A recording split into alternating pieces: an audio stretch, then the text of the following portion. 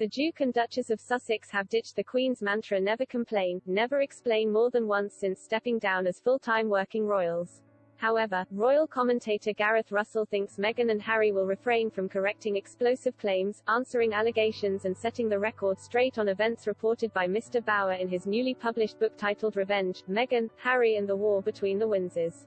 Mr. Russell told Us Weekly, "You can't respond to it, or, if you go out answering every single book or allegation, it will consume your entire day.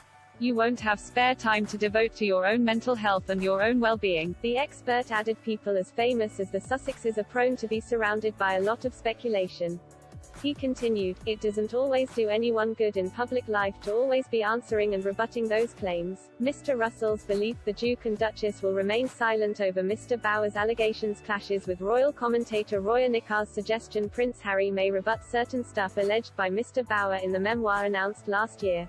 Appearing on the Royal Beat podcast, the expert stressed how, despite Harry's memoir being expected to hit the shelves in late 2022, no publisher has included it in its upcoming release list. She said, "The longer he delays it, the longer he does not publish it for, the more he gets an opportunity to soak up the other things that are being written about him, like the Tom Bower book, and put his own version of events down, his own truth. And we know that Harry likes to speak his own truth these days. So, if it is not already at the printers under top secrecy, he may well go and read the Bower book and then be able to go back and rebut certain stuff."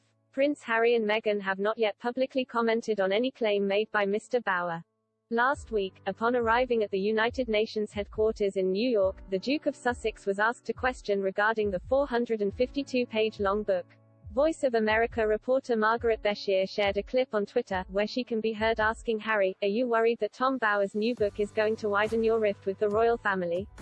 The Sussexes appeared to briefly glance at the journalist but, if they heard the question, they kept on walking straight to attend the General Assembly plenary session dedicated to Nelson Mandela. Mr. Bower's book looks into Meghan's life from her childhood years to the present days, including her years as an actress and her arrival in the firm. Among the most extraordinary claims, the author alleged the Duke and Duchess were involved in a monumental argument over arrangements, later changed, for the arrivals at the Commonwealth Day service days before they bowed out of the firm as senior royals in March. Other members of the royal family have also been hit by claims made in Mr. Bower's book. Camilla, the author alleged, joked before the birth of Meghan and Harry's first child about which color the baby's hair may be, saying it would be funny if he had ginger afro hair. While Clarence House did not comment on this allegation, sources close to Camilla dismissed the claim as nonsense.